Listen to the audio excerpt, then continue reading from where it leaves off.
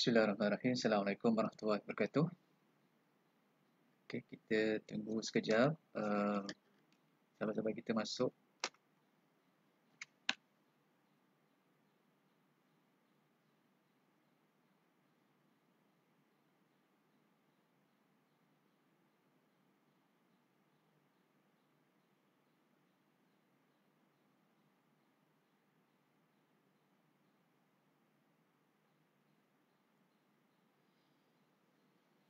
Okey, Puan Diana. Waalaikumsalam warahmatullahi wabarakatuh.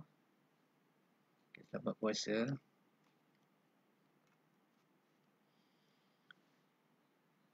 Okey, kita bagi ruang untuk kawan-kawan kita untuk masuk.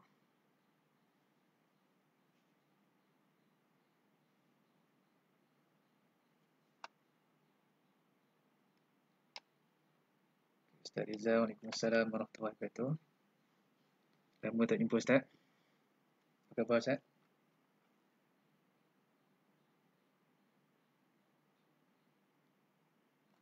Okey, saya mohon sama-sama menunggu tu kita share kepada kawan-kawan kita.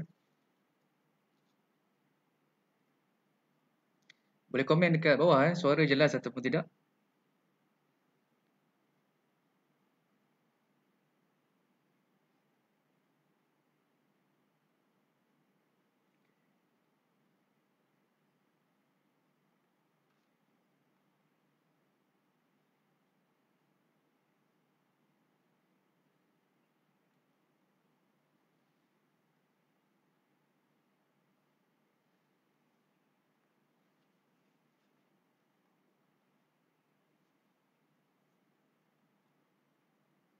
Okey, alhamdulillah suara jelas.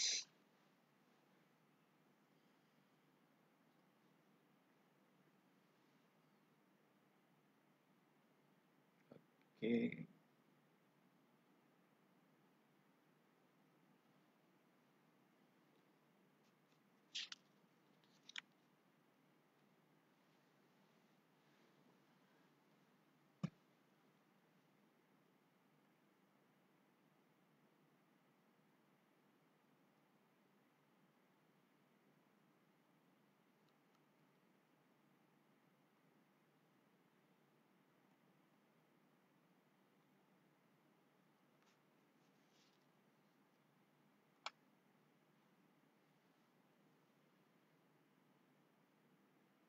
Okey, kita akan bermula pada bila masa sahaja. Sekejap ya.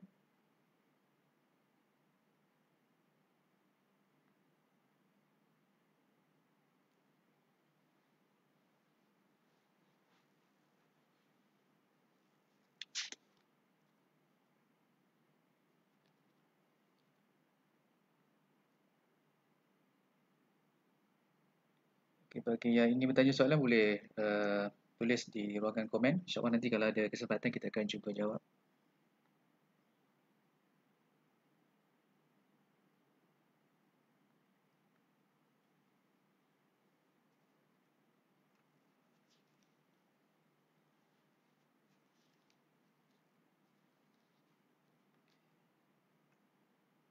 Okey, kita akan mula insyaAllah. Okey, bismillahirrahmanirrahim. Assalamualaikum warahmatullahi wabarakatuh. Alhamdulillahirabbil alamin wassalatu wassalamu ala Rasulillah wa ala alihi wa sahbihi wa man walah. Allahumma ja'alil Qur'ana rabi'a qulubina wa nura sudurina wa dhahaba humumina wa jalaa'a ahzanina. Allahumma arhamna bil Qur'an waj'alhu lana imaman wa nuran wa hudan wa rahmah. Allahumma dhakkirna minhu ma nusina wa 'allimna minhu ma jahilna warzuqna tilawatah ana al-lail wa atrafa an-nahar waj'alhu lana hujjatan ya rabbal alamin. Amma ba'd. Jadi alhamdulillah tuan-tuan dan puan sekalian, hari ini kita dah masuk hari ke-5 Ramadan.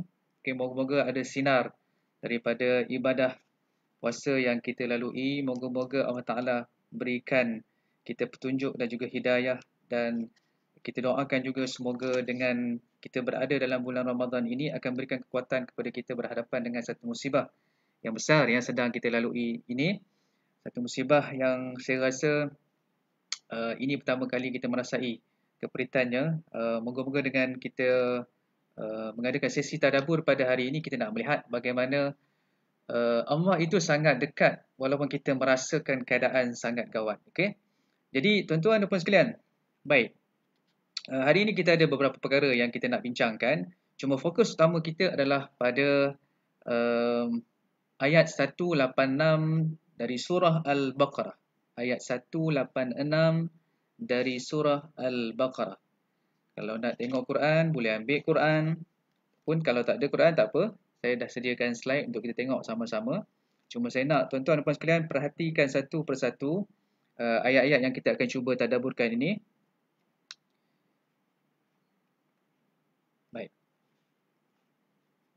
Jika kita lihat di skrin, kita mulakan dengan ayat ni. A'udzubillahi minasyaitonirrajim.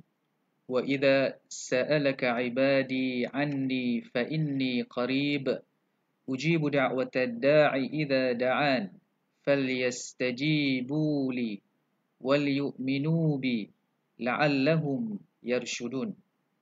Dan apabila hamba-hambaku bertanya kepadamu mengenai aku, sesungguhnya aku, yakni Allah, sentiasa hampir kepada mereka. Aku perkenankan permohonan orang yang berdoa apabila dia berdoa kepadaku. Maka hendaklah mereka menyahut seruanku dengan mematuhi perintahku. Dan hendaklah mereka beriman kepadaku supaya mereka menjadi baik serta betul. Tuan-tuan dan puan sekalian, apa yang menariknya, ayat 186 ini berada di tengah-tengah ayat puasa. Ayat puasa, kita tengok dalam surah Al-Baqarah bermula ayat 183 sehingga 187. Dan ayat ini berada di tengah-tengah pada kedudukan 186. Okay, now kita nak cuba faham, kita nak cuba teliti, kita nak cuba amati. Okay, kalau kita lihat di dalam ayat ini, tidak ada satu perkataan pun yang berbicara tentang Ramadan ataupun puasa. Maka sekarang ni kita nak faham konsep ayat ini, bagaimana ayat ini membawa kita untuk melihat Allah itu sangat dekat. Baik, tuan-tuan berikan perhatian kepada saya, tengok di skrin. Okey, kita nak mulakan perbincangan kita. Baik, kita lihat pada perkataan yang pertama. Pada perkataan yang pertama, iaitu ibadi. Ibadi. Apa maksud ibadi? Hamba-ku. Okey, hamba-hambaku. Ibadi. Kenapa Allah Ta'ala tidak menggunakan perkataan lain, tetapi Allah Ta'ala menggunakan perkataan ibadi? Okey, tuan-tuan boleh melihat di dalam banyak ayat Allah Ta'ala menggunakan ibadi ini. Sebagai contohnya, ya ayyatuhan nafsul mutmainnah irji'i ila rabbiki radiyatan mardiyah fadkhuli fi ibadi wadkhuli jannati.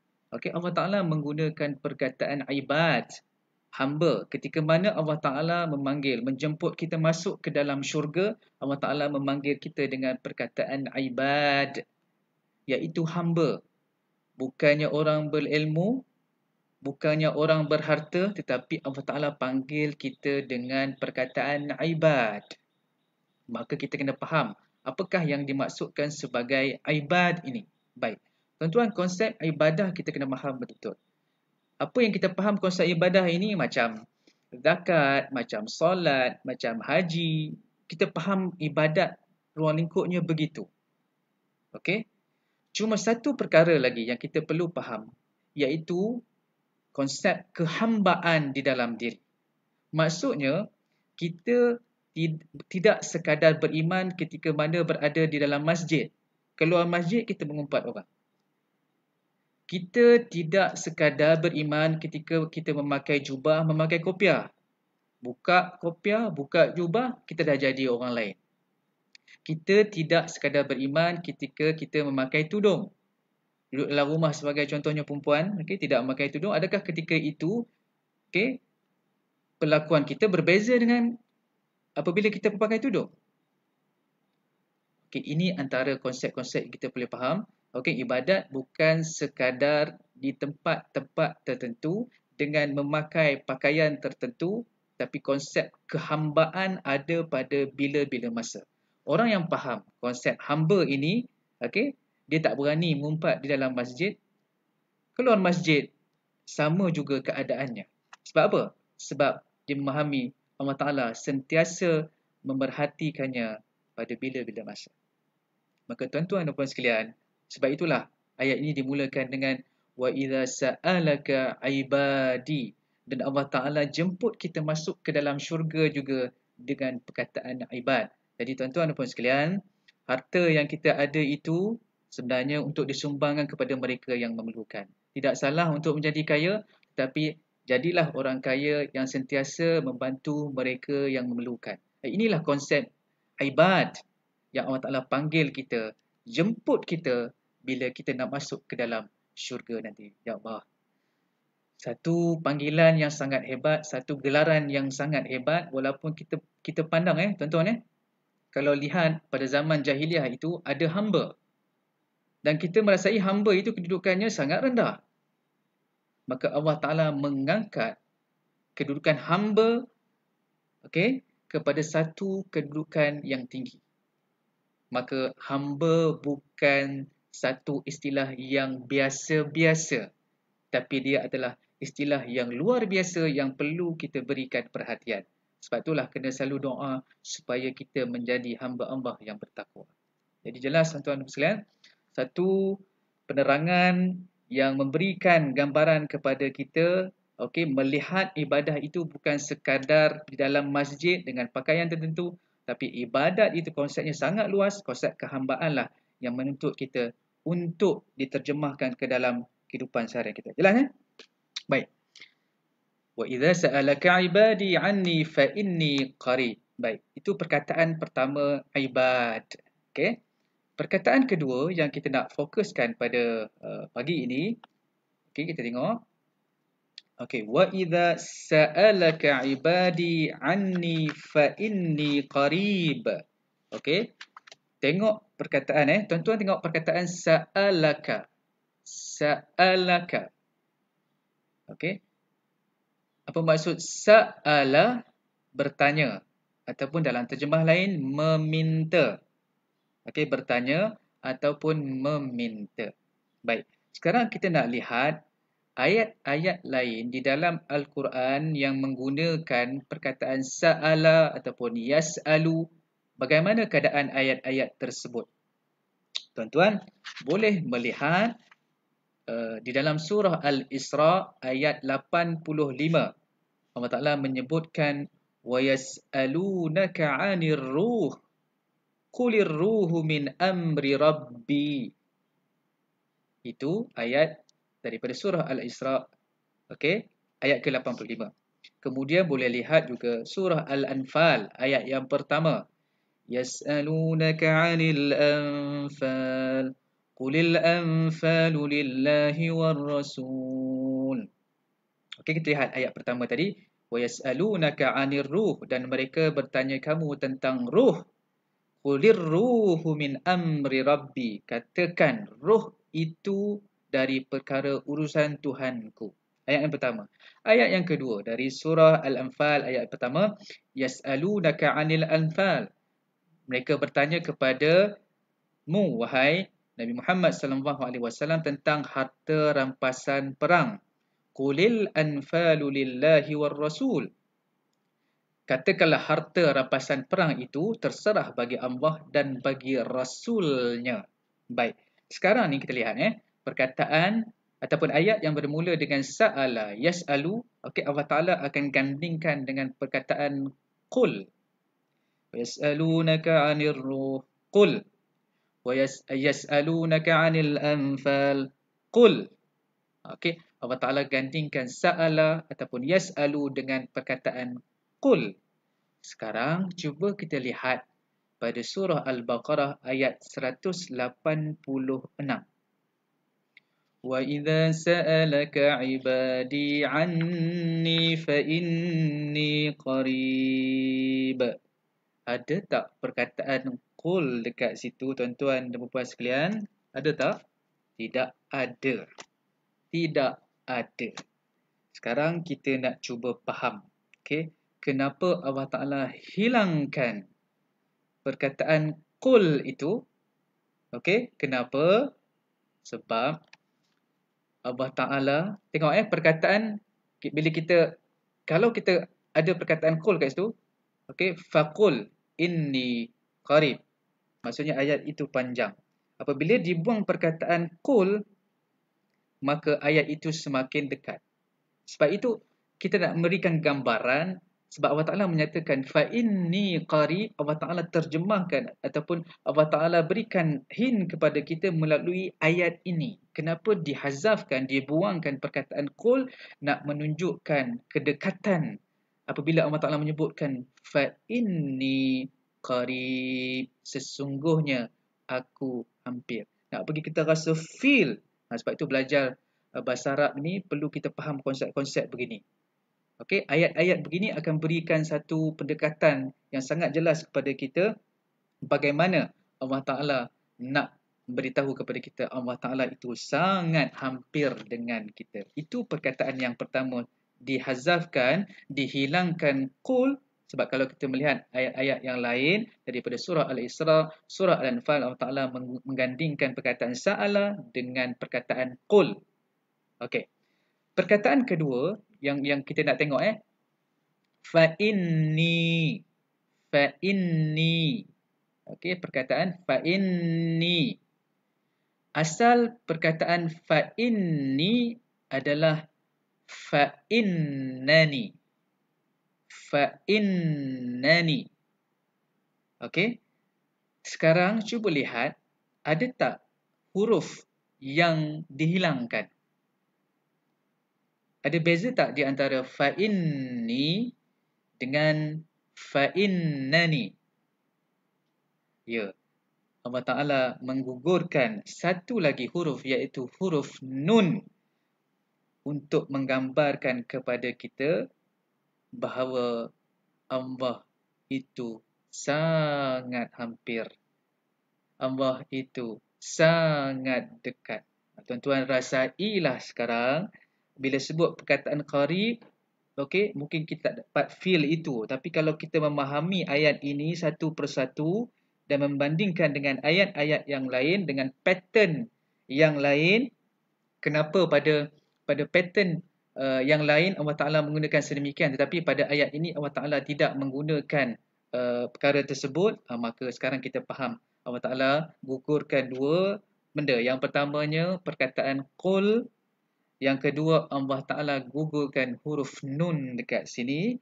So sekarang ni perkataan semakin dekat. Sekarang nak gambarkan kepada kita yang Allah Ta'ala itu sangat hampir, Allah Ta'ala itu sangat dekat. Subhanallah. Tuan-tuan, cuba rasalah sekarang, terutamanya dalam tempoh PKP, kita dilanda musibah. Dalam tempoh Ramadan, kita berpuasa. Yakinlah, tengoklah ayat ini, bacalah ayat ini, fahamlah ayat ini, tadaburlah ayat ini. Kita akan merasai Allah itu sangat dekat. Walau apa jua kesukaran, walau apa jua ujian yang menimpa, Allah Ta'ala sangat dekat dengan kita. Jadi, tidak ada pemisah di antara Allah dan hamba-hambanya yang meminta. Saya ulang perkataan satu lagi. Okey, tidak ada pemisah di antara Allah dan juga hamba. Okey, hamba Allah yang meminta. Tuan-tuan, jadikan misi bulan Ramadan ini untuk kita menjadi hamba. Untuk kita menjadi hamba. Bukan menjadi orang yang ada ilmu tapi bongkak. Orang yang ada ilmu menunjuk-nunjuk. Orang yang ada ilmu sepatutnya disampaikan kepada orang lain, tetapi menggunakan ilmu tersebut untuk menjadikan dirinya rasa hebat dan sebagainya. Bukan itu, tuan-tuan sekalian. Ada ilmu bantu orang lain. Yakinlah, ilmu kita ini sangat-sangat sedikit jika nak dibandingkan dengan lautan ilmu Allah yang sangat luas itu. Maka bertakwalah kita kepada Allah. Kalau kita ada ilmu, jadilah orang yang berilmu, yang sentiasa tawaduk kepada Allah Ta'ala. Kalau kita jadi orang kaya, jadilah orang kaya yang sentiasa mendekatkan diri dengan Tuhan. Tuan-tuan, jadilah siapa kita, tetapi ambillah pakaian ibad untuk kita pakai, untuk kita hiasi diri kita. Semoga di akhir Ramadan nanti kita akan mendapat apa yang dinamakan sebagai la'allakum tattaqun. tattaqun. Moga-moga kamu bertakwa. Baik, tuan-tuan boleh dia bila tadabbur ni dia detail sikitlah untuk kita nak faham. Yang pertamanya faham dari sudut bahasa, yang keduanya faham dari sudut makna. Tapi tak apa tuan-tuan puan sekalian. Kalau yang tak ada basic bahasa Arab, kita slow-slow kita belajar. Tak ada masalah. Okey. Masa masih panjang, ruang masih ada. Bulan Ramadan ni kalau ada ruang, belajar bahasa Arab. Sebab bahasa Arab sangat-sangat indah. Apabila kita faham bahasa Arab, kita akan merasai nikmat apabila kita membaca Al-Quran. Khususnya apabila kita melihat ayat-ayat sebegini. Baik tuan-tuan. Oleh demikian, ayat ini, okey, kita nak bawa tuan-tuan dan puan sekalian untuk melihat beberapa poin penting tuntutan daripada ayat 186 surah Al-Baqarah. Okey, apakah tuntutan ayat 186 dari surah Al-Baqarah ini? Ada 5 poin utama yang saya nak bawa tuan-tuan dan puan sekalian untuk menghayati dan melihatnya. Yang pertamanya adalah mengubah cara kita melihat. Yang kedua, bersungguh-sungguh dalam berdoa. Yang ketiga, menyambut bimbingan dan petunjuk Allah Subhanahu Wa Taala. Yang keempat, membina kepercayaan dan juga iman. Yang kelima, menyahut seruan Allah agar diberikan kebijaksanaan. Baik. Kita pergi kepada poin yang pertama. Okay? Poin yang pertama, mengubah cara melihat. Seperti saya sebutkan tadi, kita jelaskan. Allah Ta'ala mengatakan Allah itu dekat. Allah itu dekat. Bila mana Allah Ta'ala itu dekat, tuan-tuan, ini ruang kita untuk berdoa, minta padanya secara ikhlas. Cuba kita muhasabah balik diri kita. Kita duk berdoa, tak kisahlah bulan Ramadan ke, bukan bulan Ramadan, kita hayati ataupun tidak doa tersebut. Ke kita baca, kita pun tak faham apa yang kita sebutkan. Okey, kita berdoa tetapi kita tidak menghayati apa yang kita doakan. Cuba cek balik diri kita. Okey, sejauh mana kita ikhlas dalam memohon doa kepada Allah Subhanahu Wa Taala. Baik, itu yang pertama. Bila Allah Taala sebutkan Allah itu dekat. Bila Allah Ta'ala sebut Allah, okay, fa inni qarib, sesungguhnya aku sangat hampir, janganlah kita memanggil-manggil namanya dengan keras. Ya Allah, tolong aku. Ya Allah, bagi aku ini. Ya Allah, bagi itu aku ini. Maka jangan bersuara keras kerana Allah itu tidak peka. Tuan-tuan, rintihlah, rayulah kepada Allah, okay, berdoa dengan penuh kesungguhan. Okay. Dan apabila Allah Ta'ala mengatakan Allah, sesungguhnya aku itu hampir, maka afdal untuk kita terus berdoa kepada Allah Subhanahu Wa Ta'ala tanpa perantaraan. Okay? Terus berdoa kepada Allah. Kita yang memahami apa yang sedang kita hadapi, kita yang memahami kesukaran yang datang kepada kita, kita yang memahami musibah yang menimpa kita, terus berdoa kepada Tuhan sebab Allah itu sangat hampir. Okey. Bila mana Allah Ta'ala kata Allah itu dekat, maka wajib bagi diri kita untuk dekatkan diri dengan Allah. Jangan kita baca ayat ni, kita tahu Allah itu dekat, tapi kita tidak berusaha untuk mendekatkan diri dengan Allah. Jadi kena faham konsep ini. Jadi bulan Ramadan merupakan bulan yang terbaik untuk kita dekatkan diri dengan Allah. Okey, selain solat, okey, solat tarawih yang kita lakukan, kemudian zikir-zikir, bacaan Al-Quran, okey, bersedekah juga merupakan salah satu cara untuk kita dekatkan diri dengan Tuhan. Tuan-tuan, dekatkanlah diri kita dengan apa jua cara, okey, dan pastikan di penghujung Ramadan kita merasai Allah itu dekat. Okey? Okey? Dan sebab itulah tuan-tuan, apabila Allah Ta'ala itu dekat, maka kita kena sahut seruannya itu. Kita kena merasai Allah itu dekat. Saya bawa analogi mudah untuk kita faham. Tuan-tuan, ada seorang gelandangan yang tak ada rumah. Okey, tempat tinggalnya di mana? tempat tinggalnya di sebuah kaki lima di sebuah bank. Okey, di kaki lima di sebuah bank. Okey. Tuan-tuan, di dalam bank pastilah duit banyak, betul? Emas dan sebagainya. Dan seorang gelandangan ini okey, tinggal bersebelahan bank. Cuma sekarang, okey, walaupun jaraknya dengan wang tersebut, dengan duit tersebut, dengan apa yang ada dalam bank tersebut tidaklah jauh, tetapi dia merasakan diri dia sangat jauh dengan duit tersebut. Okey, saya ulang sekali lagi analogi ni. Okey, seorang gelandangan, okey, tak ada rumah dan tempat dia tinggal adalah bersebelahan dengan bank, dekat dengan bank, kaki lima bank. So, bila waktu malam dia ambil kotak, dia tidur kat situ. Walaupun jarak duit, wang di dalam bank itu dengan dirinya sangatlah dekat, tapi dia merasakan duit itu sangat jauh. Itu analogi yang pertama.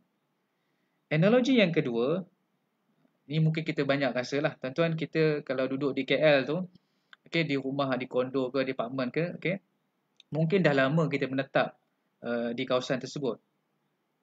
Okey, tetapi kita tak pernah kenal pun jiran kita.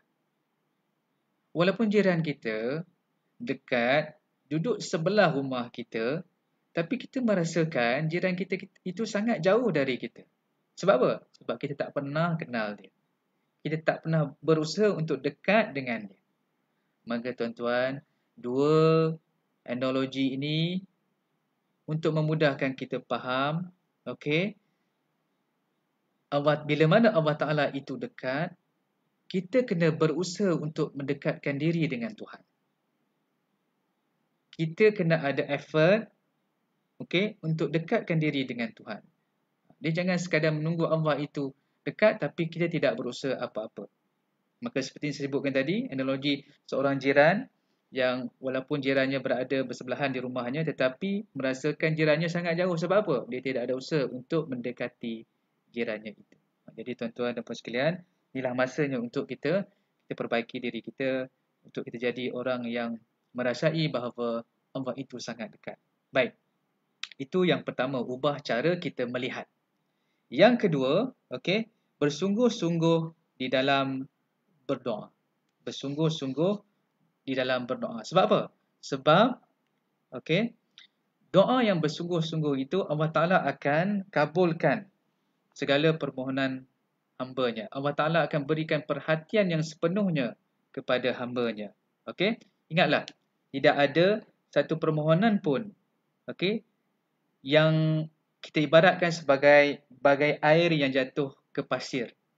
Hilang begitu saja tidak dipedulikan.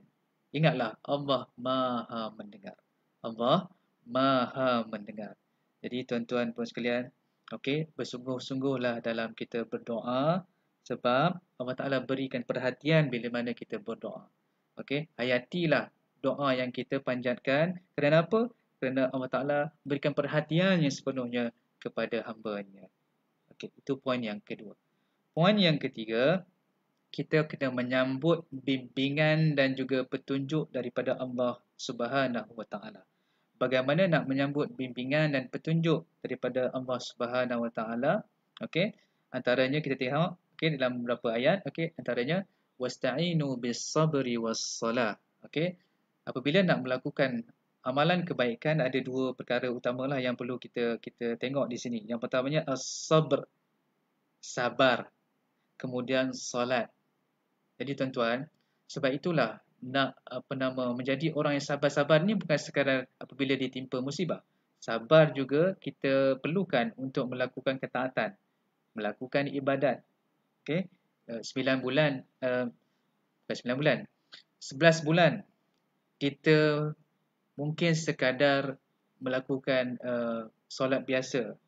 Bila masuk bulan Ramadan, kita nak ubah cara kita melakukan ibadat, perbanyakkan sedikit, pertingkatkan sedikit ibadat kita dengan melakukan solat-solat sunat, okey, bertahajud dan sebagainya. Maka mungkin kita akan berhadapan dengan kesulitan ataupun kesukaran. Maka sabar juga dituntut ketika mana kita nak melakukan ketaatan. Kemudian dalam bulan Ramadan juga ada perkara-perkara yang kita tak boleh lakukan. Okey. So bila perkara itu tidak boleh lakukan, maka kita kena bersabar daripada larangan Allah Subhanahu Wa Taala. Jadi dalam bulan puasa kita tak boleh makan. Kita tak boleh minum. Kita tak boleh mengumpat dan sebagainya. Maka ini perkara yang boleh kita tengok melalui surah Al-Baqarah ayat 186 ini, kita kena sambut bimbingan dan juga petunjuk daripada Allah Subhanahu Wa Taala. Jadi kena ikutlah apa yang Allah Taala perintahkan dan kena tinggalkan apa yang Allah Taala larang. Kemudian yang keempat, kita kena bina kepercayaan dan juga iman. Ini cara kita nak faham bagaimana doa itu memberikan kesan kepada diri kita. Okey? Apabila kita percaya, setiap yang kita panjatkan, yang pertama kita percaya apa? Allah itu dekat. Yang kedua, kita percaya apa? Kita percaya setiap kali kita berdoa, Allah Ta'ala akan beri perhatian yang sepenuhnya. Itu kita kena mulakan dahulu, okey? Sebelum kita mengangkat tangan, menadah tangan, memohon pertolongan, memohon petunjuk daripada Allah Subhanahu Wa Taala. Okey? Itu yang keempat, maka kita kena bina kepercayaan dan juga iman. Sebab apa? Kepercayaan dan juga iman inilah yang akan mendorong kita untuk melakukan amalan kebaikan. Saya bagi contoh mudahlah, okey? Siapa yang dengar kuliah saya, selalu saya bagi contoh ini. Contoh kita memandu di sebuah lebuh raya, okey, dalam kelajuan 200 km sejam tanpa memakai tali pinggang keledar. Kemudian di arah yang bertentangan kita nampak ada orang yang bagi high beam, suluk bagi lampu dekat kita. Apa tandanya? Maksudnya di depan sana mungkin ada roadblock ataupun mungkin ada AES dan sebagainya. Okay? First, kita tanya diri kita percaya ataupun tidak isyarat-isyarat tersebut. Kalau kita percaya isyarat-isyarat tersebut, kita akan melakukan sesuatu. Okay, now kita cuba bayangkan kita percaya di hadapan sana ada roadblock ataupun ada AES. Okay, bila kita percaya, okay, kita akan melaksanakan kepercayaan kita itu melalui tindakan kita. Apa tindakan kita? Memperlahankan kenderaan dan memakai tali pinggang keledar. Maka begitulah, iman akan mendorong kita melakukan kebaikan. Maka kalau kita kurang melakukan kebaikan dan bila nak buat kebaikan tu rasa susah, nak check balik iman kita. Okey, dan kena lakukan perkara-perkara yang boleh meningkatkan iman. Jadi tuan-tuan, poin yang keempat, kita kena bina kepercayaan dan juga iman. Yang kelima, kita kena sahut seruan Allah agar diberikan kebijaksanaan. Ini penting tuan-tuan, saya nak tuan-tuan dan puan sekalian fokus juga kepada poin yang kelima ini, okey, untuk kita menyahut seruan Allah agar diberikan kebijaksanaan. Okey? Baik. Apabila kita sahut seruan Allah dan percaya kepada Allah, Allah Ta'ala akan kurniakan kebijaksanaan kepada kita. Maka syarat untuk mendapatkan kebijaksanaan, mendapat bimbingan, mendapat petunjuk, kena sahut seruan Allah dan kena percaya kepada Allah. Okey? Apabila kita percaya kepada Allah, kita sahut seruan Allah, Allah Ta'ala akan berikan petunjuk jalan agar kita tidak tersesat dan berputus asa. Sebab itulah tuan-tuan dan puan sekalian, dalam surah Al-Fatihah kita selalu sebut Ihdinas siratal mustaqim. Okay, ya Allah, kurniakanlah kami jalan yang lurus. Kurniakanlah kami jalan yang lurus. Sebab itulah tuan-tuan, kadang-kala kita dah dapat hidayah. Kita sudah berhijrah. Tapi kita terkandas di tengah jalan. Sebab apa? Sebab kita tidak kuat. Dan mudah untuk kita berputus asa. Sebab itulah hidayah itu bukan sekadar kita berada di atas jalan yang betul, sebenarnya kita juga meminta kekuatan daripada Allah Subhanahu Wa Taala. Jadi tuan-tuan, kalau kita nak berhijrah sekarang ni, nak ubah diri kita, this is the right time, okay, untuk kita minta kepada Allah bukan sekadar berada di atas jalan yang benar, tetapi kita minta kepada Allah untuk kita diberikan kekuatan. Tuan-tuan dan puan sekalian, orang nak berubah ini, syaitan makin dekat dengan kita. Okey, orang nak berubah ini, ujian makin besar kepada kita. Maka kita kena pastikan kita sampai ke destinasi yang ingin kita tuju, iaitu mendapat redha Allah Subhanahu Wa Taala. Maka untuk melalui jalan yang lurus itu, kita perlukan kekuatan, kita perlukan bimbingan daripada Allah Subhanahu Wa Taala. Jadi, tuan-tuan, perbanyakkanlah baca ihdinas siratal mustaqim. Okey, hayati bila kita baca surah Al-Fatihah tu, hayati betul-betul, sebab surah Al-Fatihah ini merupakan kunci untuk kita memahami 113 surah yang lain. Baik. Okey. Jadi kita ada 5 poin penting. Okey, saya ulang balik, kita ubah cara kita melihat, kita bersungguh-sungguh dalam berdoa, kita menyambut bimbingan dan petunjuk daripada Allah, kita bina kepercayaan dan juga iman, kita sahut suruhan Allah agar diberikan kebijaksanaan. Okey. Sebab itulah orang yang cerdik, orang yang bijaksana, dia tidak memaksa Allah. Ya Allah, beri saya itu, beri saya ini. Kalau kita menentukan apa yang sepatutnya kita dapat, bila kita tak dapat, kita akan kecewa. Sebab itulah tuan-tuan dan puan sekalian, bila minta daripada Allah, jangan paksa Allah untuk makbulkan permintaan kita. Jangan paksa. Okey? Sebab kita kena ingat, Allah Ta'ala berikan apa yang kita perlu, bukan apa yang kita mahu. Kita mungkin mahu A, tapi Allah Ta'ala berikan B. Kita mungkin nak hidup senang, tapi Allah Ta'ala berikan ujian dan juga musibah. Kita minta diberikan harta dan kekayaan, tapi Allah Ta'ala jadikan kita orang yang kurang berharta, miskin dan sebagainya. Tuan-tuan, ada sebab Allah Ta'ala jadikan kita begitu. Okey? Sebab tu kena lihat hikmah di sebalik musibah yang berlaku. Okey? Mungkin kita mengharapkan matahari. Cuma apabila kita lihat matahari bersembunyi, kita tertanya-tanya, ke manakah menghilangnya matahari?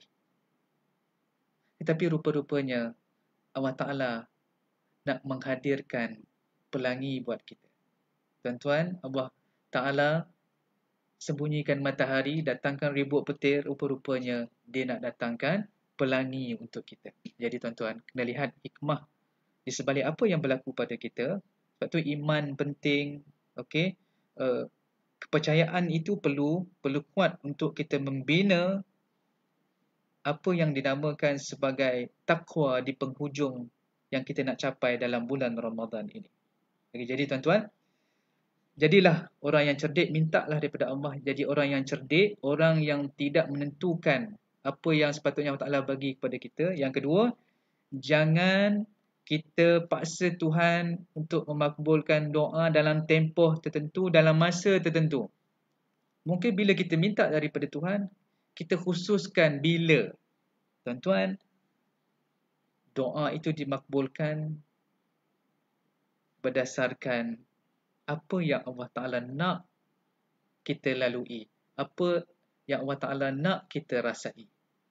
Jadi mungkin kalau apa yang kita doakan sekarang tu tidak kunjung tiba, jangan berputus asa. Sebagai contoh, saya banyak orang yang DM saya, yang PM saya tanya, macam mana, okey, mereka dah lama berkahwin tapi tidak mempunyai anak. Macam mana nak berhadapan dengan situasi ini? Maka saya bagi tahu kepada mereka, jangan pernah berputus asa daripada berdoa kepada Allah Ta'ala. Mungkin Allah Ta'ala tak bagi sekarang. 2 tahun, 3 tahun, 4 tahun, 5 tahun. Mungkin selepas 10 tahun, 12 tahun, Allah Ta'ala kurniakan anak kepada kita. Jadi jangan berhenti berharap, sangka baik dengan Tuhan, insya-Allah Allah Ta'ala akan mendengar segala permohonan kita. Jadi tuan-tuan, sebab itu kena bina kekuatan ini, bina rasa dekat kita dengan Tuhan. Baik. Sebab itulah tuan-tuan dan puan sekalian, ada kalanya, okey, ini kita nak melihat beberapa senario ataupun situasi, okey. Keadaan bila mana kita minta sesuatu daripada Tuhan tapi kita tak dapat apa yang kita hajati. kita tak dapat apa yang kita hajati. Jadi apa yang perlu kita lakukan? Okey, apa yang perlu kita lakukan? Baik, kita tanya diri kita. Setiap kali kita minta daripada Tuhan, cuba lihat dosa-dosa kita. Adakah kita masih mengulangi dosa-dosa yang sama? Dan pada masa itu kita meminta kepada Allah dengan perkara yang sama. Jadi cuba cek balik diri kita. Okey, Allah Taala nak didik kita lanjutkan permohonan doa kita supaya nak kita cek diri kita. Okey, tengok balik dosa-dosa yang kita lakukan. Itu yang pertama. Okey. Yang kedua, kita tanya diri kita, ini persoalan-persoalan supaya kita faham konsep Allah itu dekat. Adakah kita yakin bahawa Allah Ta'ala akan memakbulkan doa yang kita minta? Bila kita minta daripada Tuhan, kita yakin tak Allah Ta'ala akan memakbulkan doa kita? Maka sebab itu saya sebutkan tadi, tuntutan ayat 186 daripada surah Al-Baqarah ini adalah untuk kita bina kepercayaan, bina keimanan. Okay? Allah Ta'ala itu sentiasa dekat dengan kita. Allah Ta'ala itu sentiasa memberikan perhatian kepada hamba-hambanya yang berdoa. Jadi jangan putus asa. Kemudian kita tanya lagi diri kita. Adakah kita terlalu ambitious dan terburu-buru untuk doa dimakbulkan? Ini checklist yang boleh kita tanya diri kita. Dan berdasarkan kepada 5 tuntutan daripada ayat 186 surah Al-Baqarah ini. Okay, adakah kita terlalu ambitious dan terburu-buru untuk doa dimakbulkan? Seperti yang saya sebutkan tadi, apabila kita gunakan kita minta dikurniakan kebijaksanaan daripada Allah, orang yang bijaksana dia tidak menetapkan masa untuk doa itu dimakbulkan. Orang yang bijaksana dia tidak menetapkan apa yang sepatutnya dia dapat. Maka semuanya kita berserah kepada Allah Ta'ala. Allah Ta'ala lah yang tahu, maha tahu apa yang perlu kepada kita, dan kadang-kadang dia tak bagi apa yang kita mahukan. Okay, kita tanya lagi soalan kita. Okay, adakah kita khusyuk setiap kali berdoa? Ini juga perkara yang perlu kita berikan perhatian. Cek balik, kita angkat tangan, kita berdoa, kita faham tak apa yang kita doa tu? Kita bersungguh-sungguh tak dalam kita berdoa? Okay, ini perkara-perkara yang boleh kita lakukan. Checklist untuk kita cek diri kita untuk melaksanakan tuntutan daripada surah Al-Baqarah ayat 186. Jadi saya rasa sekadar itu saja penerangan tadabbur yang ringkas sebenarnya tuan-tuan sekalian. Biar ringkas tapi kita mudah untuk faham, untuk kita cernakan ke dalam kehidupan seharian kita. Sebab itu tuan-tuan dan sekalian, kena ingat, tadabbur itu hanyalah wasilah, bukannya matlamat. Tadabbur itu adalah wasilah, proses, cara untuk kita mencapai matlamat. Okey, apakah matlamat? Matlamatnya adalah untuk kita mengamalkan tuntutan Al-Quran ke dalam kehidupan seharian kita. Itu adalah matlamat yang perlu kita faham. Jadi jangan jadi orang yang tadabbur, dia tahu banyak perkara, dia boleh cerita dekat orang, tapi sebenarnya dia tidak beramal pun dengan apa yang dilakukan. Jadi tuan-tuan, perkara tersebut saya lontarkan kembali kepada diri saya yang banyak kekurangan, yang selalu melakukan kesilapan. Saya juga adalah pendosa. Maka sama-sama kita muhasabah diri kita. Moga-moga dengan perkongsian yang sangat ringkas ini, bagi kita memahami tuntutan surah Al-Baqarah ini, akan mengubah cara kita melihat Allah. Okay? Allah itu sangat dekat dengan kita. Walau apa jua musibah yang kita sedang hadapi, walaupun apa jua cabaran yang kita sedang hadapi, Allah Ta'ala itu sangat dekat. Jangan anggap setiap ujian, setiap musibah itu adalah bentuk kezaliman Allah Ta'ala kepada kita. Baik, Alhamdulillah. Kita hampir 45 minit kita bersiaran secara langsung. Saya akan melihat beberapa soalan daripada tuan-tuan dan puan sekalian. Kalau ada soalan, saya akan cuba jawab. Okey, kalau tak boleh jawab, nanti kita cuba berkongsi pada masa yang lain. Ada tak soalan?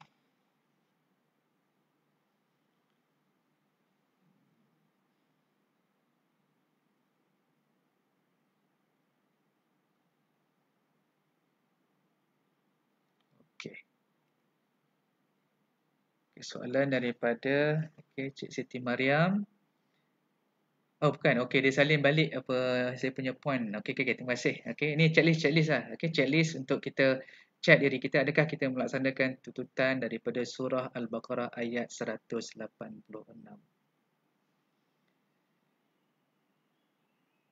Okey, jadi kalau tak ada, saya rasa sekadar ini saja. So, mohon maaf di atas segala kekurangan. Okey, saya juga masih belajar banyak perkara yang perlu saya perbaiki. Khususnya orang yang tidak ada ilmu ni kena banyak cari ilmu lah dan kena banyak menuntut ilmu. Okey, ya, ini sekadar kongsian ringkas apa yang saya tahu sajalah. Saya yakin tuan-tuan dan puan yang mendengar ini lebih tahu daripada saya. Okey, uh, hari ini si Rakan menjemput saya untuk memberikan sedikit perkongsian. Maka mudah-mudahan perkongsian itu akan berikan panduan kepada diri saya yang bercakap ini dan juga kepada tuan-tuan dan puan sekalian. Jadi tuan-tuan dan puan sekalian, saya mohon juga kepada semua yang mendengar untuk terus menyokong Syria Care sebab kita banyak inisiatif untuk kita membantu rakyat Syria yang berada di luar sana. Mereka juga memerlukan bantuan kita seperti yang saya sebutkan tadi. Bersedekah juga merupakan salah satu cara untuk kita dekat dengan Tuhan. Okay? Jadi Syria Care mengambil inisiatif yang sangat baik untuk membantu saudara-saudara kita yang mengalami kesukaran, kesulitan di sana. Maka boleh ikuti Syria Care melalui FB ataupun melalui Instagram untuk mendapatkan maklumat-maklumat yang lanjut. Okey, terima kasih semua. Sekadar ini saja. Sallallahu alaihi wasallam Muhammad wa ala alihi wa sahbihi ajma'in. Assalamualaikum warahmatullahi wabarakatuh.